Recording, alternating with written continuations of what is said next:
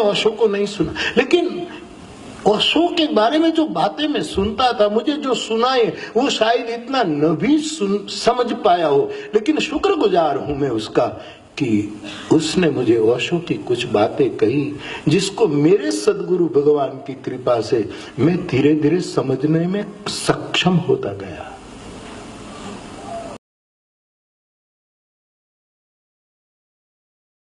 रजनीश उर्फ ओशो नाम का इस देश में एक मानव वेश में दानव पैदा हुआ और अब वो मर भी गया है, लेकिन लगता है इस ओशो की आत्मा तथा कथित कथावाचक मुरारी डाकू के मस्तिष्क में प्रवेश कर गया है। इसलिए डाकू मुरारी अब कथा मंच की मर्यादा को तोड़ते हुए बार बार ओशो की गंदी पुस्तकों का विज्ञापन करता है और देश के भोले भाले जनता को कथा के नाम पर सेक्स वल्गैरिटी की ओर ले जा रहा है। इस मूर्ख मुरारी डाकू को तो ये भी पता नहीं है कि कथा मंच से क्या बोलना चाहिए और क्या नहीं। कथा पंडाल में हमारे देश की पवित्र माँ बहन बेटियां भी मौजूद रहती हैं। उसके समक्ष रजनीश उर्फ ओशो की अश्लील पुस्तकों का विज्ञापन करते वक्त इस बेशरम व्यक्ति को शर्म भी नहीं आता है। आए भी कैसे? जो आदमी पैसे के लिए बेच सकता है वो आदमी पैसे के लिए अपनी माँ, बहन और बेटी को भी बेच सकता है। तो फिर मुरारी डाकू यदि कथा मंच से ओशो जैसे गंदे व्यक्ति को प्रमोट करता है तो यह मुरारी डाकू के गंदे स्वभाव के अनुकूल ही है। जो व्यक्ति कथा मंच से हिंदुओं के विनाश का, उसके धर्मांतरण का साजिश कर सकता है, उसके लिए ओशो जैसे गंदे व्यक्ति के पुस्तकों का विज्ञापन करना कोई बड़ी बात नहीं है। पवित्र भारतवर्ष की मेरी माताओं, बहनों और भाइयों, मैं आप सबको रजनीश उर्फ ओशो नामक गंदे व्यक्ति के बारे में विस्तार से नहीं बताऊंगा। ओशो की लाइफ हिस्ट्री आप YouTube पर सर्च कर समझ सकते हैं। इस गंदे व्यक्ति ओशो पर बोलना मेरी मर्यादा के प्रतिकूल है, पर अब बोलना इसलिए जरूरी हो गया है कि मुरारी डाकू इस ओशो को बार बार प्रमोट करके राष्ट्र का सत्यानाश कर रहा है। तो मैं रजनीश उर्फ ओशो पर आपसे थोड़े शब्दों में बात करूंगा, सिर्फ ओशो की गंदी मानसिकता से देश की जनता को अवगत कराऊंगा। ओशो को समझने के लिए मैं यूरोप की ओर आप सबको ले जा रहा हूं। यूरोप में जो हास्यास्पद फिलोसफर हुए हैं उसका बेबुनियाद तर्क है कि पुनर्जन्म नहीं होता है और पुनर्जन्म भी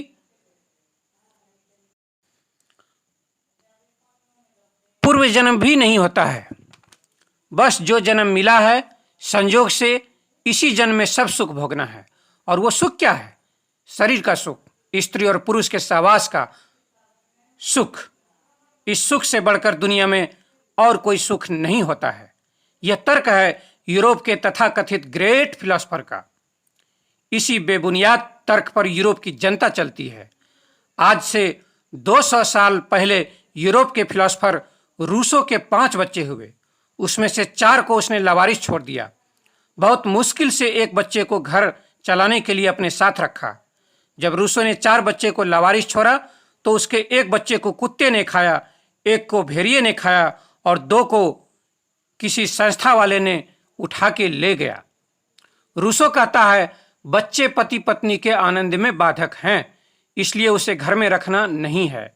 रूसो कहता है यूरोप में 2500 साल से यही चल रहा है, बच्चे को जन्मते ही घर से बाहर रख देना, चाहे बच्चे का कुछ भी हो। यूरोपियन फिलोसफर प्लेटो ने 4 शादियां की, चारों में से 12 बच्चे हुए, सबको लावारिस छोड़ा। प्लेटो का फिलॉसफी है कि हर व्यक्ति के जीवन का आखिरी उद्देश्य है शरीर के आनंद अर्थात स्त्री पुरुष के सहवास का आनंद की प्राप्ति करना। फिर अरस्तु ने भी अपने बच्चे लावारिस छोड़े, देकार्ते ने भी अपने बच्चे लावारिस छोड़े और इस छोड़े गए लावारिस बच्चों को रखने के लिए यूरोप में कॉन्वेंट की व्यवस्था हुई। यूरोप की सारी जनता यही करती है और यूरोप अपने आप को ग्रेट कहता है। इसीलिए यूरोप और अमेरिका में सेक्स वल्गैरिटी है, समलैंगिकता जैसा खतरनाक मानसिक रोग है।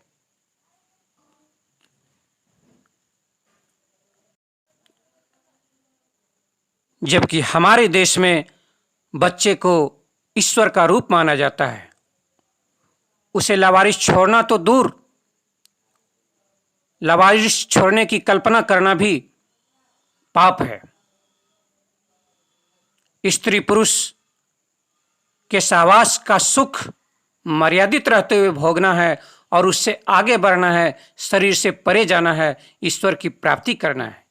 कितनी ऊंची सोच है हमारे देश की। अब मैं सब्जेक्ट पर आता हूं।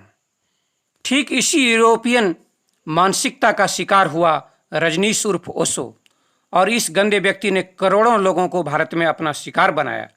इस गंदे व्यक्ति रजनीश ने अपने मस्तिष्क में छिपे कचड़े को, सेक्स वल्गैरिटी को, कई तथाकथित धार्मिक पुस्तकों का आकार दिया। रजनीश उर्फ ओशो को धर्म का क ख और गौ का भी पता नहीं है, लेकिन इस गंदे व्यक्ति ओशो ने इस भारत में सारे भयानक पाप धर्म के नाम पर ही करके इस संसार को छोड़ चुके हैं। अब तथाकथित राष्ट्र संत, लेकिन वास्तव में राष्ट्र दलाल मुरारी बापू बार बार अपने भीड़ में इस ओशो को प्रमोट कर रहा है।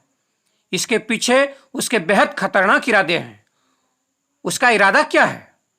भारत को सेक्स वल्गैरिटी से भर देना। उसका इरादा है भारत में भी यूरोप और अमेरिका की तरह से अश्लीलता बढ़े, कोई समलैंगिकों का समूह खड़ा हो जाए और इस राष्ट्र का बंटवारा हो जाए, इस राष्ट्र का सांस्कृतिक सर्वनाश हो जाए। आपको नहीं विश्वास है तो ओशो ने सबसे गंदी पुस्तक जो लिखी है उसका नाम है संभोग से समाधि की ओर, पढ़ लीजिए। इस गंदे व्यक्ति ओशो के इस अश्लील पुस्तक ने करोड़ों भारतीयों को सेक्स वल्गैरिटी के गड्ढे में गिराकर उसके जीवन को बर्बाद किया है। हमारा शास्त्र कहता है शारीरिक सुख पाश्विक सुख है, ये मानव की कमजोरी है। इसकी सुविधा 84 लाख योनियों में भी उपलब्ध है, पर मानव जीवन का उद्देश्य है धीरे धीरे इस कमजोरी पर विजय पाना और मृत्यु पर विजय पाकर इस शरीर से परे समाधि अर्थात ईश्वर को पाना है। और ये गंदा व्यक्ति, दुनिया का सबसे अश्लील व्यक्ति ओशो कहता है त्याग से भोग की ओर आओ, यही समाधि है।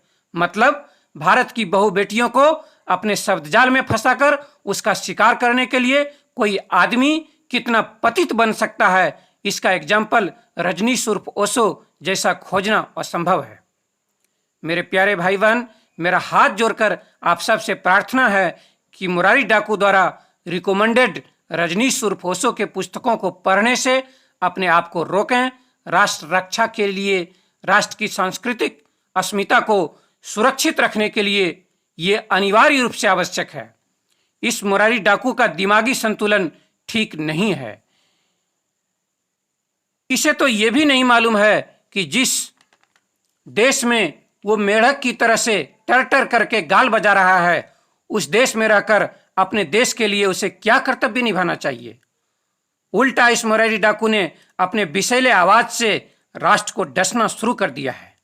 एक और ओशो की पुस्तकों का विज्ञापन करके भारत में सेक्स वल्गैरिटी फैला रहा है, तो दूसरी ओर कथा मंच से अल्लाह अल्लाह का हल्ला करके हिंदुओं के धर्मांतरण का भीषण षड्यंत्र कर रहा है।